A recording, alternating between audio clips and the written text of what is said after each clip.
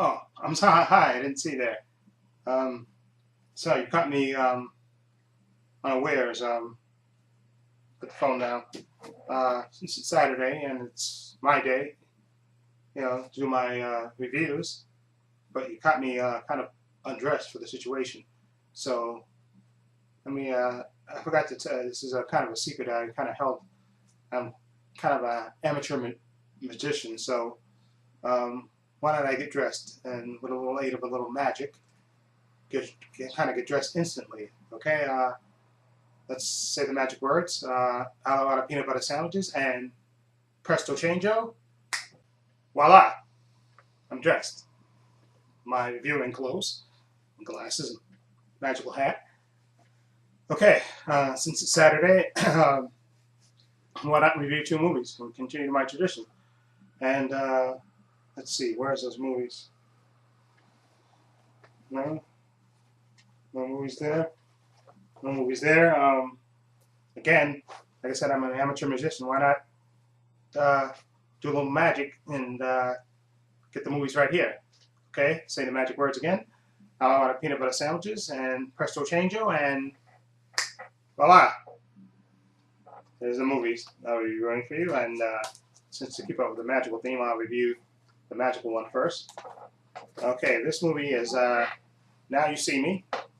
This movie came out earlier this year. This stars Jesse Eisenberg, Mark Ruffalo, Woody Harrelson, Melanie Laurent, Elsa Fisher, Dave Franco, Michael Caine, and Morgan Freeman.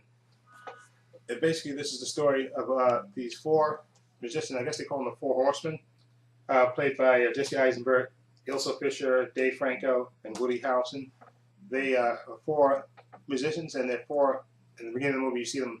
They're not a team. They're separated. Woody Harrelson's character is more of like a mentalist. He can hypnotize people and stuff and make suggestions and stuff.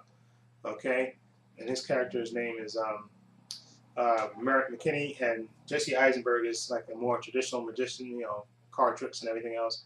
J. Daniel Atlas, and then Ilsa Fisher. His character is Henry Reeves. He's like she does stunts and stuff.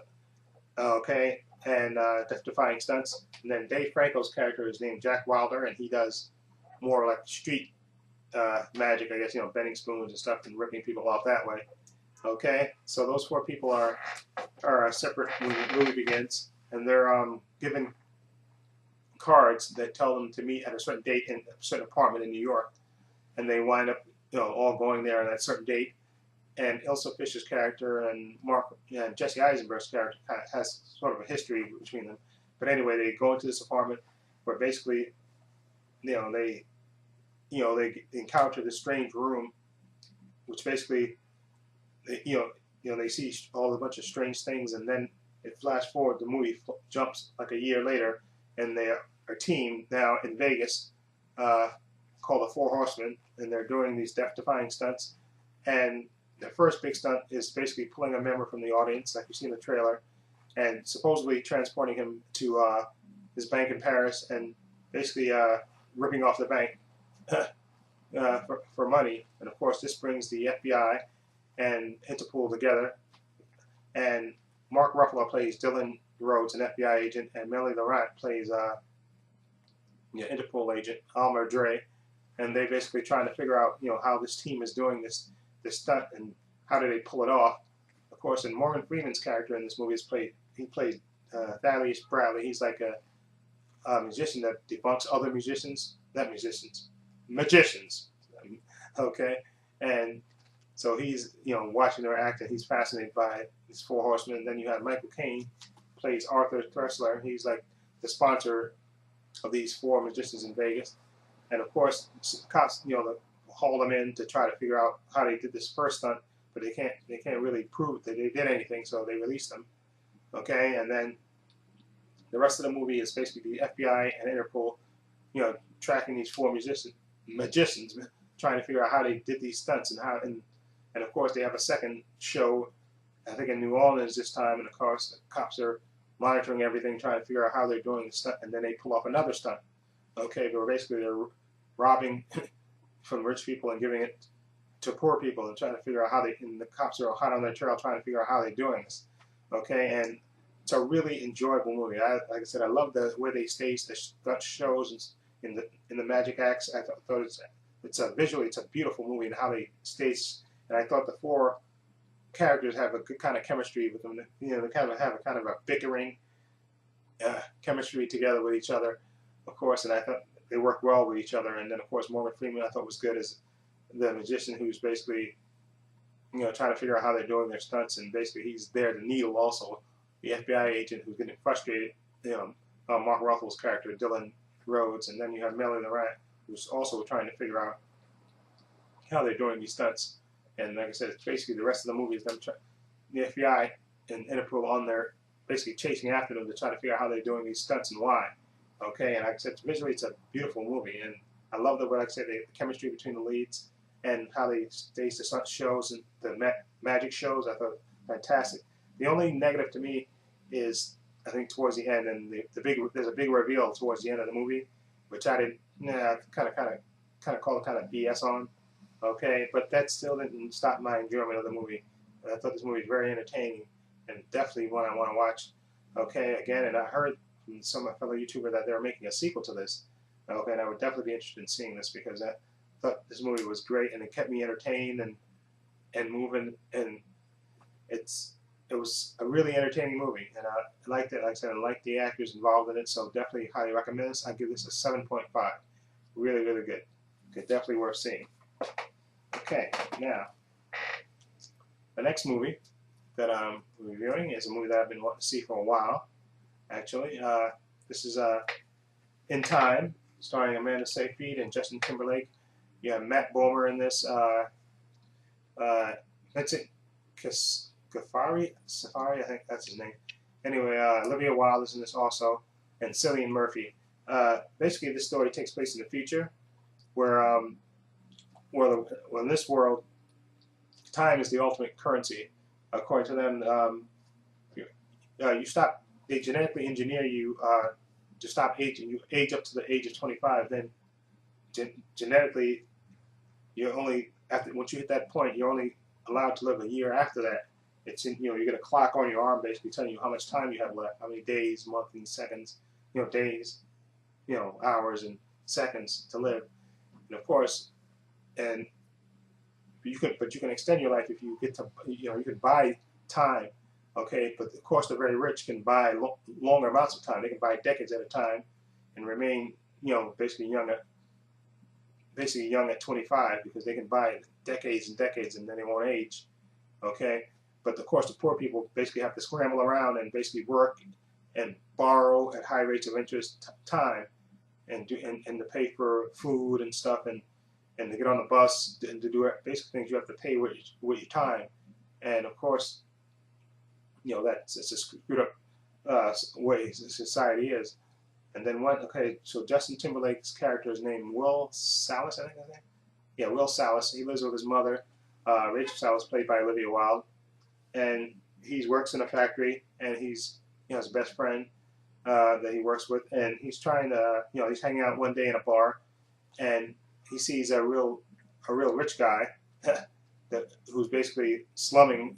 His name is Henry Hamilton, played by Matt Bomer, and because he has his sleeves rolled up, so you can see he has like over a century of time on his arm, and he's buying people drinks and stuff, and hanging out with girls and stuff. And of course, you have people, because people will do anything in this neighborhood to get time, and all they have to do to steal your time is basically grab you by the arm, and they can steal your time. So, Will sees that, Henry Hamilton's going to get ripped off. So he basically gets him out of there, and they get chased, of course, by bad guys, and they hide out, and basically they spend the night in the warehouse talking to each other, and where Henry Hamilton basically tells Will that he's tired of living. Living forever he said that's not all that cracked up to be. Okay, and of course Will is saying if he had this time, he wouldn't waste it. He would do everything because he basically lives day to day. His factory, basically borrowing time, and giving his mother time and working so he can get more time and stuff. So, but he said if he had that opportunity to have all that time, he would make the best of it. So, they wound up drinking and falling asleep, and then of course Henry Hamilton basically gives Will his time. He gives it to him while he's asleep. and basically goes off and kills himself. And then, of course, when Will wakes up, he sees that he's gone. He sees that he commits suicide basically, by letting his time run down, and Will basically has to, because an event happens after this. On his way home, events happen. He decides to leave town, and he goes, to this. I think they call it the town New something New. I forgot what they call it. He goes to the rich part of town basically, and he's basically hanging out where he meets Amanda Seyfried's character, who's Sylvia Weiss, and her father, I think, is Will Vincent. Right? Vincent? No, his name. What's his name? Her father's a real rich guy. Let's put it that way. A real rich guy who he meets. Will meets gambling. Okay, and he invites him to a party where he gets to know Amanda Seyfried's character, Philip Weiss. That's the guy's name. He's a real rich guy who owns these banks that lend out time and stuff at high rates of interest and stuff. And basically, then you have Cillian Murphy's character, who's basically, finds Henry Hamilton's body, and he's basically trying to find out who stole his time. And the rest of the movie is them, the time cops trying to capture, because they do catch up to Will, and they find out where he got the time from, and they basically Will kidnaps her and Amanda Seyfried's character Sylvia Weiss, and they're basically on the run.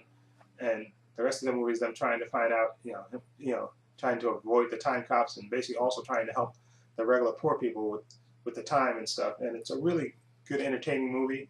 I liked it. I thought they had a nice chemistry, Amanda Seyfried and Justin Timberlake. And I really like Cillian Murphy as the time cop, who's been doing this for like over 50 years. His name is Raymond Leon. He's really good as well in this. And also Vincent Trepacer, who was an Angel. He played Angel's son, and he's also in Mad Men. He was good as the real Philip Weiss, the rich father of Amanda Seyfried's character. And I found that movie entertaining. Okay, I like the characters in it, and I like the premise of the time and stuff, and borrowing time and stuff. I thought that premise was really entertaining and fun to watch. So I'm going to give this a 7 out of 10. I thought it was entertaining and definitely worth watching. Okay, so I definitely I'm glad I finally picked this up. Again, give this a 7 out of 10. Now, I give Now You See Me a 7.5. Love the stunts, the way they set them up, and the execution of this. And I love the twists and turns, except the very last twist, to me, was kind of iffy. Okay, but it is what it is. Okay, but it's still entertaining. It didn't take away my enjoyment of the movie.